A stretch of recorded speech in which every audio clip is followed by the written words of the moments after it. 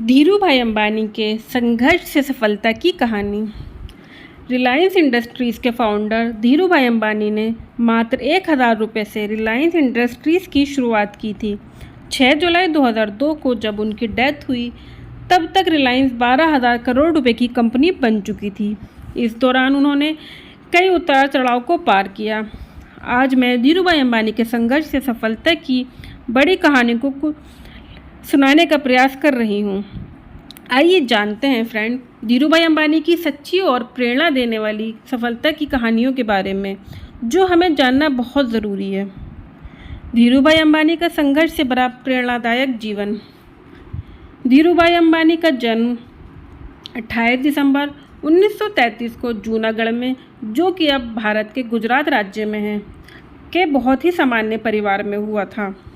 हीराचंद, गोवर्धन दास अंबानी और जमुनाबेन अंबानी के 3 पुत्र और 2 बेटियां थीं, जिनमें धीरूभाई अंबानी उनके दूसरे नंबर के पुत्र थे। उनके पिता हीराचंद्र गोवर्धन दास अंबानी एक स्कूल में शिक्षक थे। परिवार आर्थिक तंगी से गुजर रहा था, इसलिए धीरूभाई अंबानी ने केवल हाई स्कूल तक ही पढ़ाई पूरी की और उसके बाद उन्होंने छोटे मोटे काम करना शुरू किया। हालांकि उनके छोटे मोटे काम से परिवार की स्थिति में कोई ख़ास फर्क नहीं पड़ रहा था, पर कौन जानता था कि एक बहुत बड़ी सक्सेस उनका इंतज़ार कर रही है। फ्रेंड्स, धीरूभाई अंबानी का बचपन से ही उनकी व्यापारिक बुद्धि में बहुत तेज़ी थी।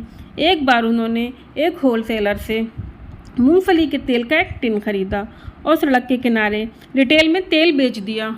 उन्होंने इस लेन देन से लाभ के रूप में कुछ रुपए अर्जित किए। जब स्कूल की गर्मियों की छुट्टी होती थी तब भी वो कुछ काम करते रहते थे। कई बार वो मेले में भजिया भी बेचा करते थे।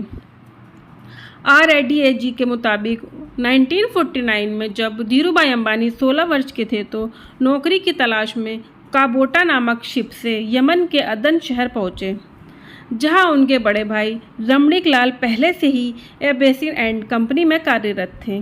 बड़े भाई रमणीक लाल ने उन्हें भी कंपनी के साथ 300 रुपये प्रतिमाह के वेतन पर पेट्रोल पंप पर लगवा दिया। 2 सालों बाद एबेसी कंपनी जब शेल नामक कंपनी के प्रोडक्ट्स की वितरक बनी तो धीरूभाई अंबानी को अदन बंदरगाह पर कंपनी के फिलिंग स्टेशन में मैनेजर बना दिया गया।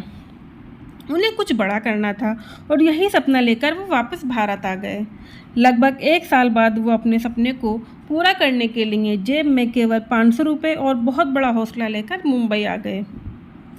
काफ़ी सारे संघर्ष और पूंजी की कमी ने भी धीरूभाई अंबानी के इरादों को पिघलने नहीं दिया और एक छोटे से कमरे में एक मेज़, 3 कुर्सी, टेलीफोन और सिर्फ 2 सहयोगियों के साथ रिलायंस कॉमर्स कॉरपोरेशन की रूपरेखा उन्होंने बना ली। उस समय भारत में सबसे ज़्यादा पॉलिस्टर की मांग थी और विदेश में भारत के मसालों की थी। उनकी कंपनी भारत से मसाला भेजती थी और वहाँ से पॉलिस्टर के धागे मंगाती थी। नई सोच और विश्वास के साथ वो इस काम को आगे बढ़ाते गए। 1966 में कपड़े बनाने के कारोबार में कदम रखा और अहमदाबाद के नरोड़ा में कपड़ा मिल की शुरुआत की। उन्होंने विमल ब्रांड की शुरुआत की, जो कि उनके बड़े भाई रमणीक लाल अंबानी के बेटे विमल अंबानी के नाम पर रखा गया था। 1992 में ग्लोबल मार्केट से फंड जुटाने वाली रिलायंस देश की पहली कंपनी बनी। 2000 के आसपास रिलायंस पेट्रोकेमिकल और टेलीकॉम के सेक्टर में आई और धीरूभाई अंबानी देश के सबसे रईस व्यक्ति बनकर उभरे। और 6 जुलाई 2002 को धीरूभाई अंबानी अपनी यादें छोड़ गए।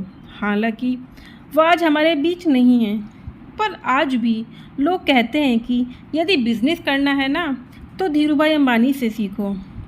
इसीलिए कहते हैं फ्रेंड्स, खुद ही को कर बुलंद इतना कि हर तकदीर से पहले खुदा बंदे से खुद पूछे, बता तेरी रज़ा क्या है। फ्रेंड्स, आपको मेरी ये कहानी अच्छी लगी हो तो प्लीज़ इसे लाइक करें, शेयर करें और मेरे चैनल को सब्सक्राइब ज़रूर करें। Thanks for watching.